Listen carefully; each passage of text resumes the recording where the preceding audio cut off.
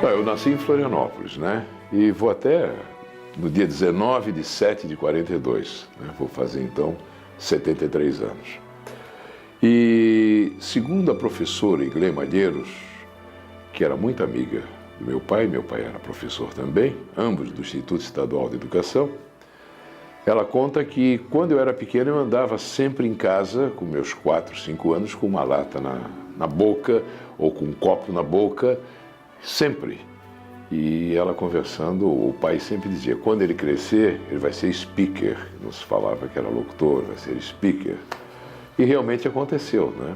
E a minha entrada no rádio, ela aconteceu quando eu estava servindo a base aérea de Florianópolis, meus 17, 18 anos, e eu gostava muito, eu tinha um amigo, o meu amigo Hugo, que tocava um violão, tocava muito bem o violão, e a gente participava dos programas. Vocês ligavam para a rádio? A gente ligava para a rádio, porque era a única rádio à noite onde tinha programa com a participação do ouvinte, a Rádio Guarujá.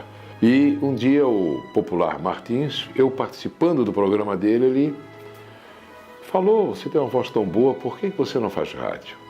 Né? Você tem um grave e tudo mais.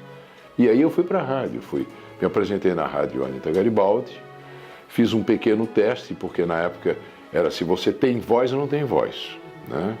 E a voz grave era uma das exigências da época, né? Então, eu passei no teste e fui colocado o que eu queria fazer no rádio, e como eu gostava muito de música, eu quero fazer um programa dedicado à juventude, um programa às 13 horas, um programa para jovens, né? Você não tinha terminado de servir a base? Não, porque o horário da base aérea começava de 7 até 18 horas, né? Então eu ia às 7 para a base aérea e meu programa era 1 da tarde. Quando eu recebi o convite para fazer a rádio, eu não coloquei empecilho nenhum, eu não fui dizendo, não, eu estou servindo a base, eu não posso, não, o horário está ótimo. Quando chegava por volta de meio-dia, que tinha uma chamada, né, eu pedi alguém, o meu número 011, 011 pedi alguém para responder, presente. Ou então, não tendo ninguém, eu saía a pé lá da base aérea, que fica...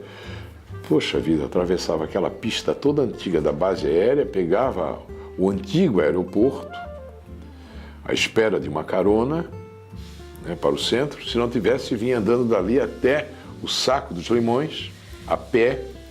Então, do Saco pegava um ônibus para vir para o centro. E, certa ocasião, estou muito empolgado fazendo o programa, né? A rádio, você está aqui, o estúdio é tudo envidraçado, né? Eu estou fazendo aqui o programa, quando eu olhei assim, aquele pelotão da Polícia da Aeronáutica, tudo ali. Descobriram que você fugiu. Olhando, eu fazia o programa assim, numa daquela ali, eu abri a porta, quando acabar, estás preso. Né? Então aí eu fui levado preso para a base, porque eu fui em pleno expediente, eu estava fazendo. Né? Eu sumi do rádio durante aquele período que eu fiquei preso na base aérea, né? E o pior de tudo é que eu tive que, quando recebi o pagamento como soldado, aí veio um adendo, né? Desconto. Aí, desconto que eu paguei gasolina, óleo, pneu, né? E o gasto que a condução teve de se deslocar de lá para me levar preso, né? Mas valeu. Mas a carreira de Fenelon Damiani como apresentador de programa jovem não durou muito. Fui chamado na sala do proprietário da rádio, que além de ser proprietário, ele também atuava na rádio como locutor, Nelson Almeida. E o Nelson Almeida chegou para mim e disse o seguinte, olha, você, programa alegre, você é uma sexta-feira santa, devido à minha voz, né? Você vai então fazer um programa dedicado a um público, que tem um público-alvo, público mais adulto, um programa ao meio-dia com músicas para o seu almoço. Mas você cometeu um erro muito grande quando você encerrou seu programa. Porque você disse o seguinte, amanhã eu volto às 13 horas com o Disque Jovem. Não, você não volta. Nós voltaremos. Se o Nelinho não ligar a mesa de som. Lá na torre, se o seu José não ligar o transformador, você não vai falar. Então, você pertence a uma equipe. Nós voltaremos. Então, esse aí foi uma lição. Uma lição que eu levo até hoje, né? Você começou na Anitta Garibaldi, Hoje é qual rádio? A Televisão Cultura comprou a Rádio Anitta, então ficou Rádio e Televisão Cultura. Ah, tá. E essa Santa Catarina? A Rádio Santa Catarina foi a segunda rádio que eu participei, com a Santa Catarina assim, começando, né? Eu fiz os testes. Você praticamente inaugurou a rádio. Eu inaugurei a rádio. Ali eu fui fazer o que eu queria, o que eu gostava. Minha grande ia ser programador. Era locutor, mas era programador musical. Eu tinha um programa Madrugada 0 Hora, que era de meia-noite a 1. Eu começava a bater a programação a 1 e pouco da manhã. Eu acabava às 4 horas da manhã, deixava os discos em cima, tudo certinho, para cada um dos apresentadores, toda a programação batida. E a Rádio Santa Catarina, quando ela foi feita, estava começando a Universidade Federal aqui, Santa Catarina, e ela foi feita visando um público elitizado. Então, a Bossa Nova, quando começou, nós fomos pioneiros em você tocando Elis Regina, você tocando Tito Madi, você tocando Maria Bethânia, né, o Caetano, o Tom Jobim. Era uma programação elitizada mesmo. Isso tudo na década de 60? De 60 a 70, começando ali, né? O doutor Haroldo de Carvalho, que era proprietário. Então, ele era deputado já na época, deputado federal, aquilo tudo, né? Tinha o Amilcar Cruz Lima, que era o diretor da rádio. E muitas ocasiões, por se tratar a rádio ficar no 9º andar do edifício mais alto que tinha em Florianópolis, eles ofereciam assim para a sociedade um coquetel. Então, eu recebi a incumbência à noite, assim, ó, se programa só músicas orquestradas, só conjuntos, só músicas. Então a rádio ficava tocando aquele tipo de música ali, enquanto que era oferecido um coquetel. Na Rádio Santa Catarina, eu acho que foi a primeira greve. Você imagina você fazer uma greve. E nós conseguimos fazer uma greve e a rádio ficou fora do ar durante 3 dias. Porque tinha um diretor que não era daqui, de Santa Catarina, ele veio impondo certas regras dentro da rádio, tirando assim total liberdade sua, e chegou num ponto que a gente não... E resolvemos com o Emílio Serri, famoso Emílio, e o Emílio, na casa do Emílio, ele era locutor também, nós conversando, e amanhã não vamos trabalhar, não. Então ficamos na frente da rádio, apareceu o primeiro, não, tu não entras, enquanto que ele continuar como diretor. E vocês conseguiram as reivindicações? Conseguimos. E aí, realmente, ele foi... Era difícil você trabalhar com uma pessoa que abriu o paletó e você viu um revólver no lado, né? E o que é isso, né? Aí não, de jeito nenhum.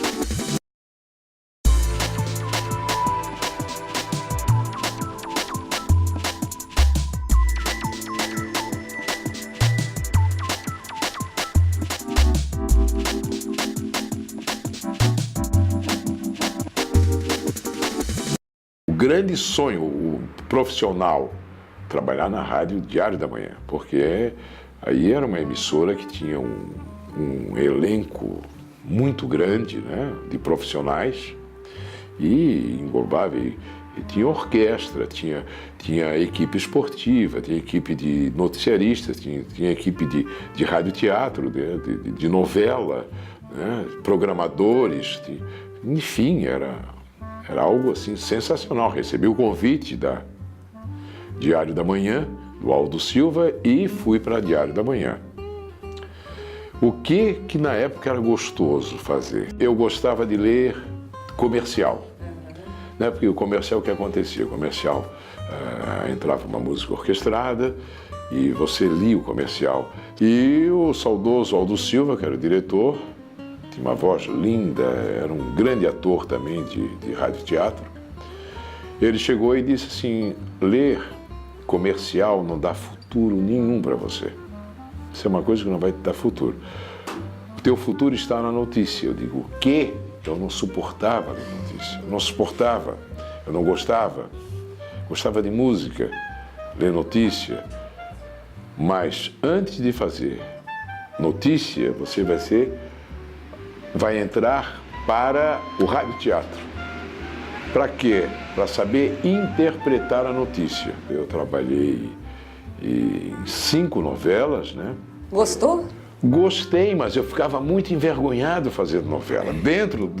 Com os próprios colegas de profissão, eu ficava, porque eu era jovem, eu tinha meus 22, 23 anos, e aquela turma ali com 40 e poucos anos, e eu pegando alguém com uma atriz de 30 e poucos, 40 anos, chamando na novela ela de filha, mas minha filha, eu ficava completamente constrangido. Então, na novela eu fui padre e pai, por causa da voz, né? Então, ali que eu comecei ali, e depois ali, então, já comecei a fazer, na época do Adolfo Zigueli, na rádio Diário da Manhã, no Antônio Severo, só tinha fera também, né? Era impressionante.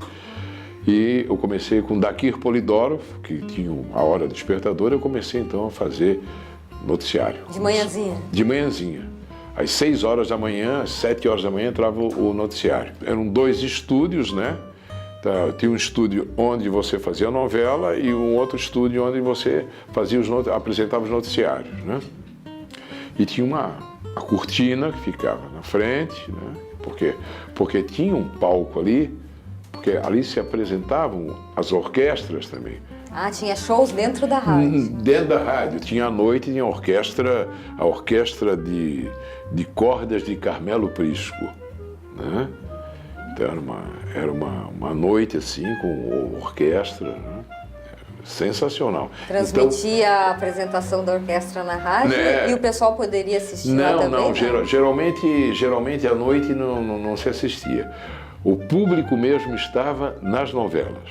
Ah, o pessoal ia assistir a rádio? Novela, porque tinha novela das 10, a novela das 10, da manhã.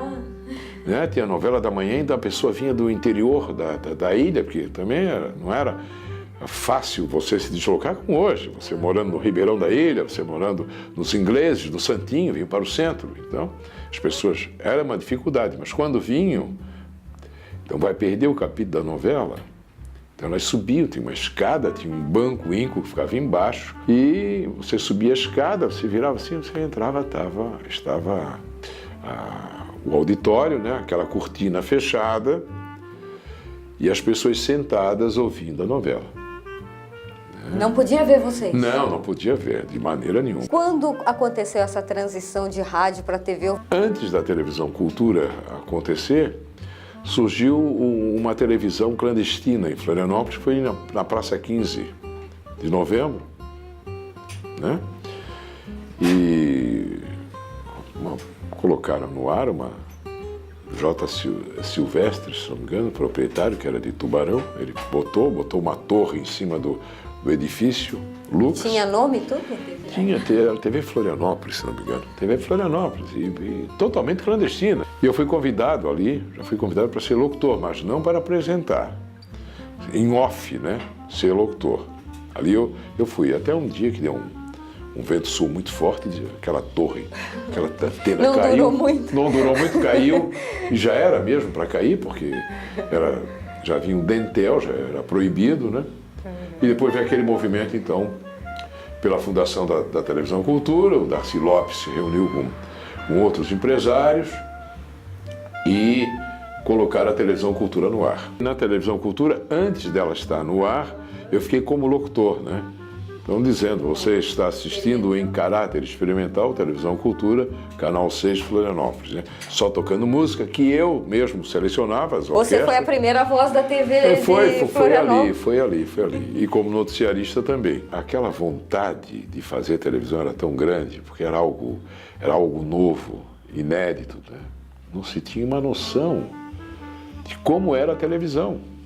A televisão, quando começou a televisão a cores, eu me lembro, é colorido, então tem que aparecer colorido, era uma vergonha, entende? Paletó xadrez, entende? Paletó xadrez de preto, de verde com branco. Vocês se coloriam? Não entende? Camisa branca, a gravata azul, colorido, porque a ordem é colorido, porque a televisão é a cores, que estava começando a televisão. O meu cabelo era curto, me levaram num salão e pegaram uma peruca loira e empurraram uma peruca loira, porque você era obrigado a usar cabelo comprido naquela época. Pegaram aquilo e começaram a cortar aquilo ali. Eu digo, o que eu vou usar? Eu não vou usar nunca isso aqui. Era um loiro que vinha até aqui. Eu digo, isso aqui, se for para carnaval, tudo bem, né? Para televisão, não, mas tinha. Chegou a usar a peruca? Não cheguei a usar. Não aceitou essa? Não, porque a gente via aquela imagem do Cid Moreira, do Chapelin. Com aquele cabelinho mais comprido. Cabelo comprido. Né? Então você tinha que seguir aquela... O nosso conhecimento vinha através ali do Cid, né? Não foi mais tarde na televisão, não. Mais tarde eu fui aprender a me vestir com o pessoal da Globo, que veio dar cursos de como você tem que se vestir. Na época também o cigarro era uma coisa, era status, né? Eu me recordo. Eu acho que é a primeira vez que eu vou contar até na televisão. Mas na televisão Cultura, de abrir o paletó, tirar o maço de cigarro do bolso e no momento que eu estou me encerrando, tirando o cigarro assim do bolso aqui assim, um cigarro na mão, boa noite, um cigarro na mão. Porque era charmoso. Era charmoso. O Morro da Cruz, você chegar lá, que a gente chama do Morro da Cruz, onde ficava localizada a televisão, que até hoje fica, o traçado era diferente. Você chegava na parte do morro ali, hoje em dia você faz isso aqui e sobe. Então naquela época não, você chegava aqui, isso e isso. Então era difícil de você subir o morro. Então o morro era com brita. E o carro, Darcy, que era o diretor-presidente, ele providenciou o quê? Comprou um Toyota, foi na própria fábrica, fez na parte de trás o Toyota, um tipo de um Jeep, né? Para você sentar.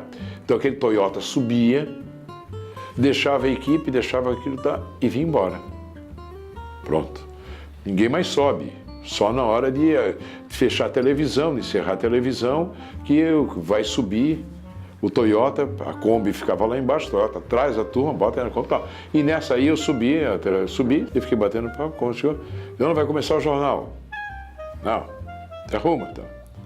E eu fui pro camarim, bem pequenininho o camarim. E peguei meu paletó, passei a mão no bolso e queria a gravata. Não. Esqueci. Não encontrei a gravata. A gravata tinha caído dentro do Toyota. Ninguém percebeu. Eu fiquei sem a gravata. E aí, como eu vou conseguir uma gravata naquela hora ali? Não tem nenhum funcionário com gravata. Imagina. E eu olhei assim, a minha saída, cheguei no banheiro, olhei assim, tinha um papel higiênico, né?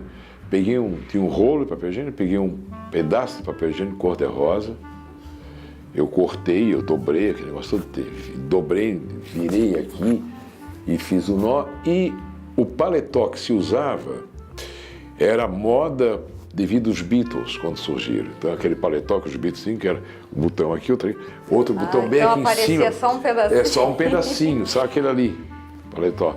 Então, eu fiz aquela gravata de papel higiênico. Cor-de-rosa. Né? Cor-de-rosa. E fui para o estúdio e ficou chamando a atenção, porque eu fiquei com uma camisa branca, paletó azul marinho, azul, e aquela gravata cor-de-rosa, entende? Eu fiz o noticiário todo preso, com medo de mexer, porque eu tinha por hábito abrir o paletó, pegar a caneta, na hora que eu estava lendo, no final da notícia, eu abria o paletó, pegava a caneta, botava no bolso e dizia, senhores, boa noite, num gesto que eu achava muito lindo do Papa, né, o Papa Pio XII, ele dava uma bênção, assim, se não me engano, com os dedos assim, eu olhava, e ele dava aquela bênção, eu achava aquilo muito lindo, botando a caneta, e eu não botei. No outro dia eu fui chamado pelo Darcy, né, quis conversar comigo, e eu digo, pronto, vai descobrir, vai ser uma bronca tremenda, e aconteceu desde chegar assim, eu não você é tão discreto, não se vestir e tal. Tu nunca mais bota aquela gravata cor-de-rosa. Tu tava uma vergonha aquela gravata ontem à noite. Né?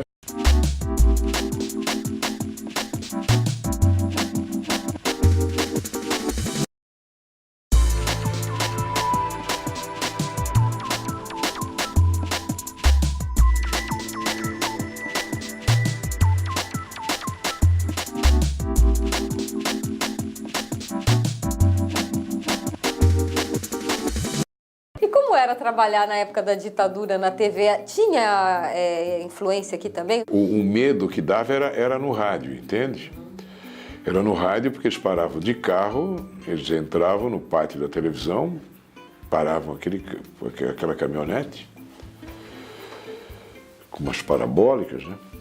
Parava aquilo ali, entravam no estúdio da rádio e dizia assim, ó, eu quero o noticiário, por exemplo, nós estamos em julho, né?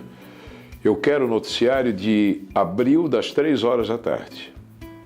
Da segunda-feira, do dia tal de abril de tantas horas da tarde.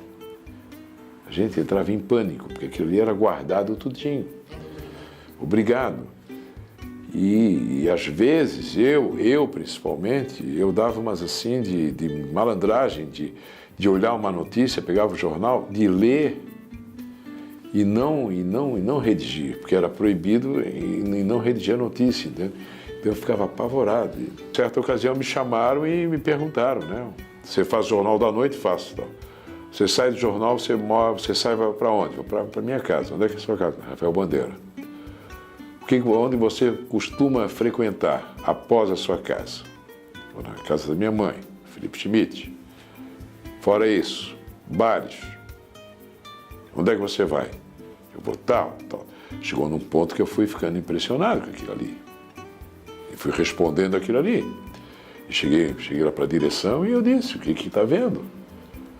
Aí o Darcy simplesmente disse, olha, você ia falar alguma besteira lá em cima no morro, tu não vai chegar em casa. Eles vão saber onde vão te pegar, né? E apresentações, eu fiz na inauguração da BR-470, né? Eu fiz com um metralhador atrás de mim, entende? E aqui, lá nos campos, assim, você olhando distante, assim, os soldados do exército, aquilo tudo. Na inauguração da usina Jorge Lacerda, já na época do presidente Geisel, ali então foi incrível. Eu tenso, que eu não dava de virar a cabeça, que era militar atrás de mim, olhando o texto. E eu, no final, eu ficava mais nervoso lendo o texto, devido à presença deles ali, do que desempenhando o meu trabalho profissional. Daí você recebeu uma outra proposta e saiu da TV Cultura e foi para a RBS, é isso? Isso. Aí eu não concordei com certas determinações dentro da televisão, não aceitei e simplesmente pedi demissão.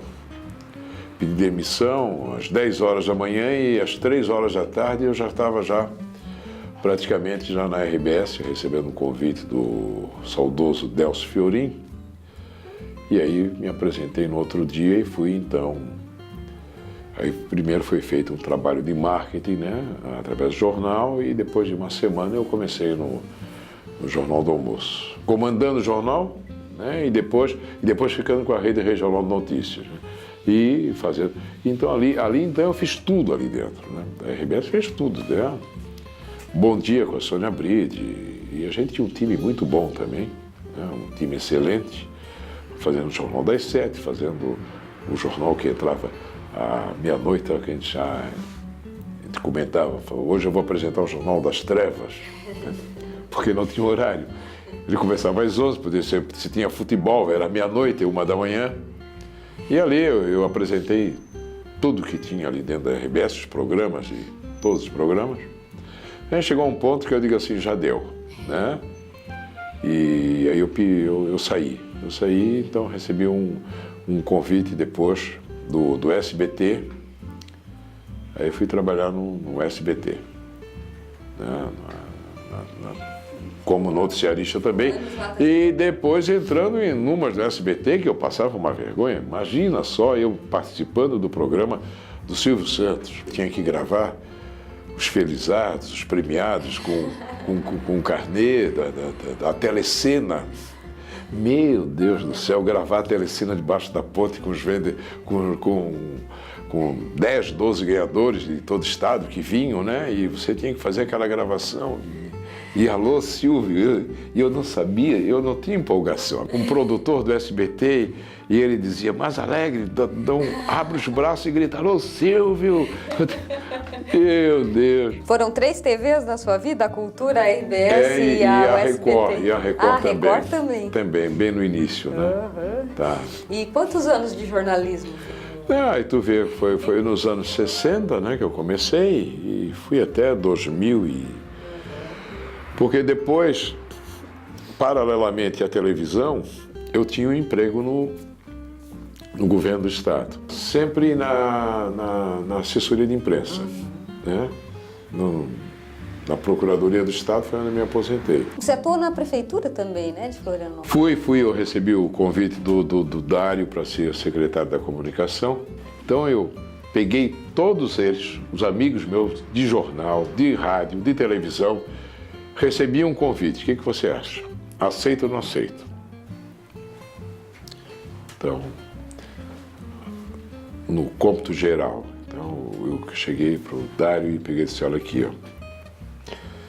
Você me fez o convite, os jornalistas aceitaram e eu assumo. A sua voz marcou uma época em Santa Catarina. Marcou. E na época da RBS, no início eles chegavam a comentar, né? Não imposta. Não, porque já estava numa época que ia mais natural. Mas eu digo, eu não estou impostando a minha voz, é essa. Eu tive muita sorte com a minha voz, né? Eu tive um problema gravíssimo com a minha voz, já na época da televisão Cultura, nos anos 70. Eu fazendo o noticiário, eu perdi a voz. Graças a Deus não aconteceu no ar, mas fora do ar eu perdi a voz ficou completamente fina e desapareceu, calo nas cordas vocais. E eu fiz uma cirurgia em Florianópolis, e todo mundo botou a mão na cabeça, mexer em corda vocal. E eu fiz a cirurgia em Florianópolis. Depois de 10 anos eu tive um problema na garganta, fiquei com rouquidão, voltou a rouquidão, aquilo tudo. E eu fui para o Rio de Janeiro, aí já com a televisão, já uma estrutura bem melhor da televisão. E eu peguei um médico, o Dr. Niedermayer, que era a maior autoridade da América Latina em laringe, ele com microscópio.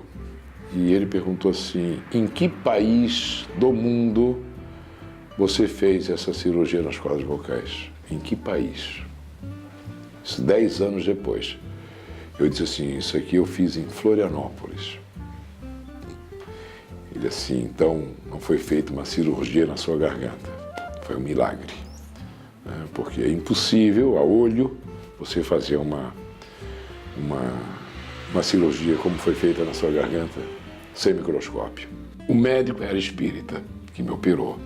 Eu sou espírita, muito antes da minha infância, da minha formação religiosa. E ali forçou mais ainda, né?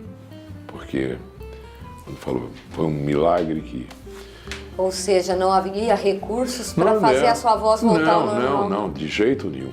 A família de Fenelon Damiani. Eu fiquei viúvo, né? E tive 2 filhas, a Samantha e a Sabrina, né?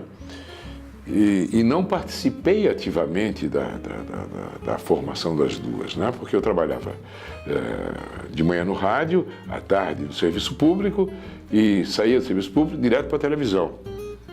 Então era correndo assim. Então poucas vezes dentro de casa, né? Agora que eu tenho gêmeos, Então, agora estou aposentado, então é uma dedicação total de 24 horas com os dois, né? E eles vão conhecer um outro Fenelon. Um outro. Agora é a hora de descansar um pouco. Hora de descansar. Quantos anos tem seus gêmeos? Tem 2 anos e 3 meses. É o Fenelon? E a Maria Carolina. E a sua esposa é jornalista também? Jornalista também. Jornalista também. Ela te entenderia melhor.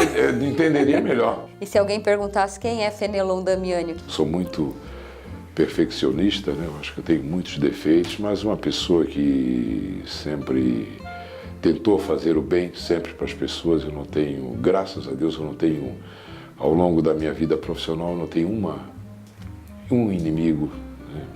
Por onde eu passei, só deixei amigos, sempre tentando cada vez mais fazer o bem, né? Ajudar as pessoas, sempre. Essa aí eu acho que é a minha meta. E como você resumiria esses 50 anos de jornalismo de carreira? Olha, se eu pensando bem, valeu a pena,